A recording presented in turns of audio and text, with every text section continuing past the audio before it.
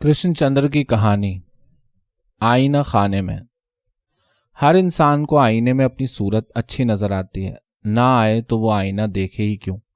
इसमें आईने का इतना कसूर नहीं है जितना देखने वाले का। दरअसल हर इंसान आईना देखते वक्त अपने अंदर से एक दूसरा आईना निकाल कर उसे पहले आईने में छुपा कर रख देता है और उसमें अपनी सूरत देखता है। फिर यकायक दुनिया बदल जाती है।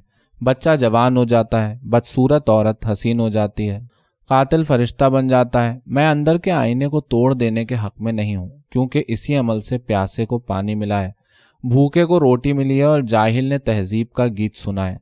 यह खुद फरेबी सरासर धोखा नहीं है, अपने आप को बदल देने की एक लाशऊरी कोशिश भी है। जब कोई शख्स अपनी तारीफ करता है तो वो सिर्फ ये नहीं कहता देखो देखो मैं कितना अच्छा हूँ, वो ये भी कहता है हाय मैं कितना अच्छा हो सकता था। उसकी तारीफ में खुद उसकी महरूमी का राज और उसके मुस्तकबिल की तलाश छुपी हुई है। और यह महरूमी हर इंसान के हिस्से में आती है, चाहे वो अदीब हो, बढ़ई हो या वजीर आज़म हो। इस महरूमी से कोई खाली नहीं है। हर एतबार से आसूदा इंसान को अपनी तारीफ करने की ज़रूरत ही क्या है, खुद जिंदा रहने की ज़रूरत ही क्या है। ज़िंदगी तो महरूमी और मुसर्रत के दरमियानी फासले को कहते हैं। मुमकिन है आपने अपनी ज़िंदगी में चंद मुकम्मल आसूदा इंसान देखे हों, मैंने भी देखे हैं। खूब खाए पिए, पेट भरे, उम्दा कपड़ों, घरों, रस्तों में घिरे हुए, खूबसूरत सेहत वाले, गोल मटोल चेहरों वाले इंसान, जिनकी ज़िंदगी में कोई तलाश नहीं, जज्बात में कोई हैजान नहीं, दिमाग में कोई सोच नहीं, दिल में कोई आईना नहीं। उन्हें देखकर मेरे दिल के आईने में किसी इंसान की सूरत नहीं बनती, ज़्यादा से ज़्यादा उबले हुए आलू का ख्याल आता है। लेकिन इस वक्त मैं आलूओं की बात नहीं करना चाहता, इंसानों की बात करना चाहता हूँ, जो मेरी और आपकी तरह शबो रोज़ आईना देखते हैं, कुछ खोजते हैं, कुछ तलाश करते हैं। मैं अपने दिल का आईना आपके सामने रखता हूँ ताकि आप उसमें मेरी सूरत देख लें और किसी हद तक अपनी भी। मैं क्यों पैदा हुआ, इसका जवाब मैं क्या, मेरे माँ बाप भी नहीं दे सकते। किसी माँ को ये मालूम नहीं होता कि उसका बेटा बड़ा होकर कातिल बनेगा, वरना वो उसे पैदा ही नहीं करती। गालिबन मरियम को मालूम न था कि उसका बेटा यसू मसीह होगा, वरना वो उसे फांसी से बचा लेती। माएँ बहुत रहमदिल होती हैं। मुझे यकीन है अगर माएँ अपने दिल के आईने में शुरू से आखिर तक अपने बच्चे की ज़िंदगी देख सकती तो आज सफ़े हस्ती पर किसी इंसान का वजूद ना होता। या तो फरिश्ते होते या फिर उबले हुए आलू, एक ही बात है। इसलिए मेरा सिने विलादत, जाए विलादत, यौम विलादत अहम नहीं। अहम बात यह है कि जब मैं पैदा हुआ और ज़िंदगी के आईने में मैंने अपनी सूरत देखी तो मैं रोया था। बचपन की कुछ धुंधली धुंधली सूरतें याद हैं। राजा साहब के महल का एक हिस्सा था। चंद दीवारों के कंगूरे और बुर्जियों से घिरा हुआ एक चौकोर सहन था। मेरे हाथ में रोटी का एक टुकड़ा था जिस पर मक्खन लगा हुआ था। दूसरे हाथ में दूध की कटोरी थी। दीवार से एक कौवा काएं काएं करता हुआ आया और चोंच मारकर मेरे हाथ से रोटी छीन कर ले गया। एक बुर्जी से एक बंदर छलांग मारकर आया और मेरे हाथ से दूध की कटोरी छीनकर चलता बना और मैं एक बेबस बच्चे की तरह खाली हाथ फैलाए फर्श पर बैठा बैठा जोर से रोने लगा। इसके आगे क्या हुआ मुझे कुछ याद नहीं। गालिबन मेरी माँ मेरा रोना सुनकर भागी भागी आई होगी। उसने मुझे फर्श से उठाकर अपने गले से लगा लिया होगा, मुझे फिर से दूध, रोटी और मक्खन दिया होगा, मगर मुझे कुछ याद नहीं। सिर्फ इतना याद है कि एक बंदर ने मेरा दूध छीना था, एक कौवे ने मेरी रोटी और मक्खन। 3 बरस की उम्र में अपने अहद की इंसानी ज़िंदगी के एक बहुत बड़े अलमिये से आशना हुआ, जहाँ हर वक्त इंसान की रोटी और मक्खन छिन जाने का अंदेशा रहता है। गो मुझे उस वक्त ये बात मालूम न हुई कि मेरा अपना दूध, रोटी और मक्खन भी किसी दूसरे बच्चे का छीना हुआ था। ये बात बहुत देर में समझ में आई, लेकिन अब मैं समझता हूँ कि मजदूर रोज़ रोटी की पोटली बांधकर कारखाने क्यों जाते हैं, बीवियाँ रात को दरवाजे पर खड़ी होकर अपने खाविंदों का इंतज़ार क्यों करती हैं, क्लर्क सहमे सहमे दफ्तरों को क्यों जाते हैं और सर झुकाकर गोया आसमान से बरसती हुई गालियों को क्यों सुनते हैं। और अब मैं ये भी समझता हूँ कि लोग खुदगरज क्यों होते हैं, अपने दोस्त को धोखा क्यों देते हैं, बैंक में पैसा क्यों जमा करते हैं। उन सब के जहन में कहीं ना कहीं मेरी तरह कोई बंदर या कौवा मंडलाता रहता है। एक छोटी सी लड़की थी, उसका नाम चंद्रमुखी था और वो अपने नाम ही की तरह बेहद हसीन थी और वो तपती दोपहरियों में इमली के पेड़ों तले मेरे साथ खेला करती थी। खुद बाद में खाती थी, इमली तोड़कर पहले मेरे हाथ में देती थी। और मैं इस कदर खुदगरज था कि कभी ये ना समझ सका कि ये लड़की अपने हाथ की तोड़ी हुई इमली किस तरह किसी दूसरे फर्द के हवाले कर सकती है, चाहे वो उसका भाई क्यों ना हो। वो मुझसे बहुत बड़ी नहीं थी, फिर भी जब मैं उसके पीछे पीछे चलते चलते थक जाता था और रोने लगता था तो वो छोटी सी लड़की हिम्मत करके मुझे उठाकर अपनी कमर पर रख लेती थी और फूलती हुई सांसों के दरमियान पसीना पसीना होती हुई मुझे उठाकर चंद गज तक चली जाती थी। और मेरी समझ में नहीं आता था कि कोई क्यों किसी दूसरे को उठाए, उसे पुचकारे, प्यार करे, उसकी हिफाजत करे। मैंने तो कभी किसी के साथ ऐसा सुलूक नहीं किया था। फिर एक दिन चंद्रमुखी की शहरक के करीब एक खौफनाक नासूर उभरा और कई साल तक मेरे वालिद मुख्तलिफ जगहों पर उसका इलाज कराने के लिए घूमते रहे।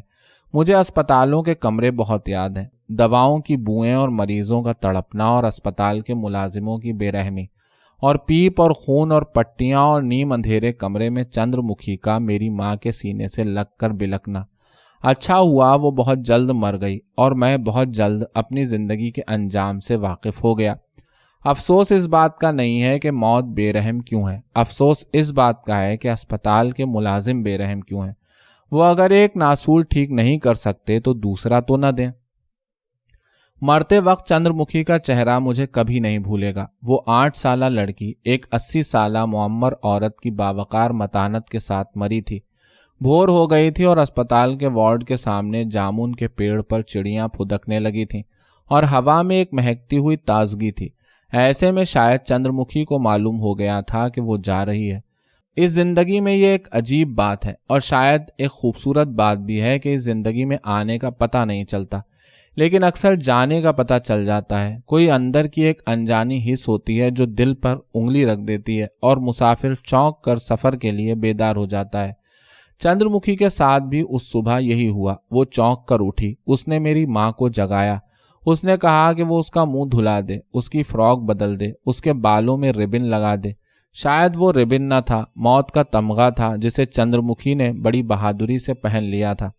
फिर चंद्रमुखी ने मुझे बहुत प्यार किया, मुझे ऐसी ऐसी दुआएं दी जो एक बहन अपने भाई को दे सकती है।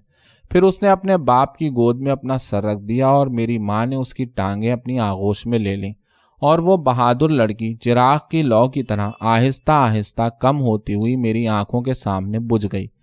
दूसरों के लिए तो नहीं, हाँ मेरे लिए चंद्रमुखी की चंद धुंधली यादें और तस्वीरें किसी न किसी तरह से मेरे जहन और शऊर में रच बस कर उसे औरत की बुनियादी तहजीब और शराफत से आगाह कर गई हैं। माँ से तो गोया बच्चा उसकी आंवल से बंधा होता है, इसलिए बच्चा मेरे ख्याल में माँ से बहुत कम सीखता है।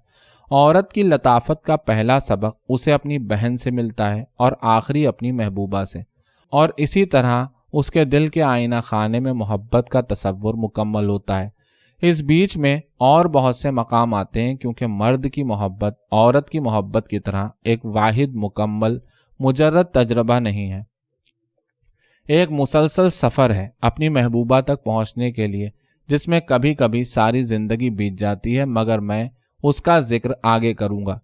लेकिन इससे भी बड़ा काम जो चंद्रमुखी ने किया वो ये था कि उसने मेरे दिल से मौत का डर निकाल दिया।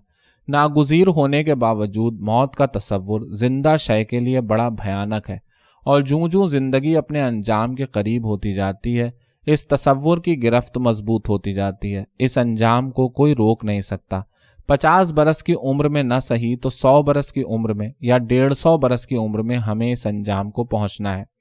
नासूर से न सही तो किसी दूसरे मरज से, हादसे से, कत्ल से, शहादत से या तबई मौत से हमें एक न एक दिन इस अंजाम को पहुंचना है। यह कतई अम्र है, लेकिन इस कतईयत से भी दिल को करार नहीं आता। दुनिया का कोई मजहब और इनकार और फ़लसफ़े का कोई सिलसिला मौत के कर्ब और ख़ात्मे के खौफ को इंसान के दिल से पूरी तरह निकाल देने से कासिर है।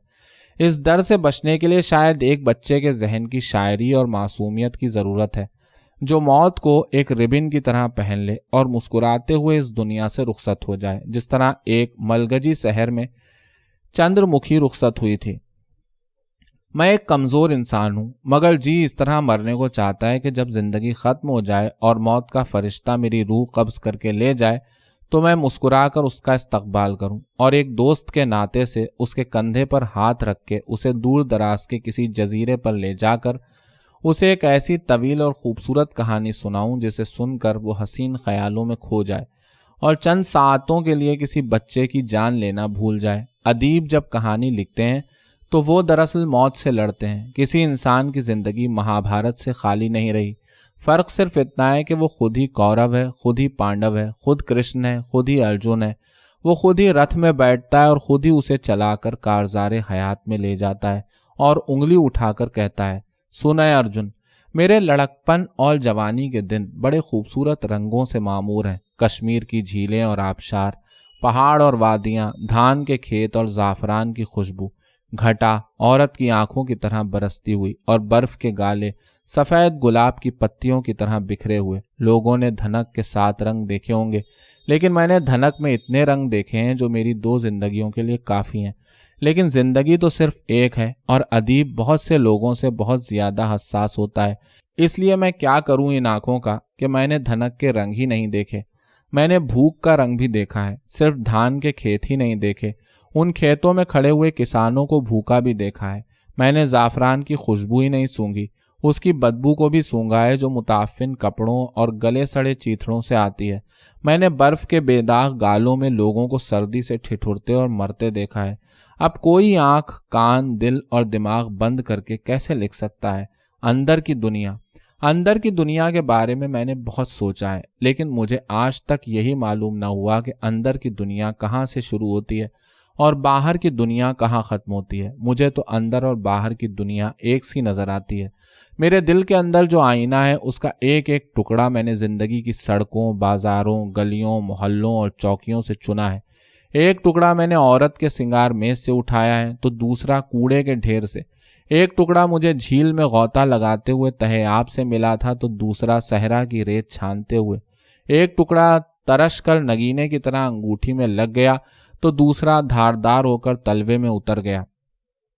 शायद मेरी सारी जिंदगी कांच की इन किरचों को जमा करते करते गुजर जाएगी और फिर भी दिल का आईना खाना मुकम्मल ना हो सकेगा। इसलिए मैं मुकम्मल तौर पर आपको अपने बारे में कभी ना बता सकूंगा, क्योंकि मैं खुद मुकम्मल नहीं हूं। और मैं इसलिए मुकम्मल नहीं हूं, ना बदी में, ना नेकी में, ना खूबसूरती में, ना बदसूरती में, न तख़य्युल में, न हकीकत में, न तशनगी में, न सैराबी में। किसी तरह मैं मुकम्मल नहीं हूँ, क्योंकि अभी मेरी नज़र में मेरा खुदा भी मुकम्मल नहीं है। लेकिन मैं उसे मुकम्मल ज़रूर कर देना चाहता हूँ।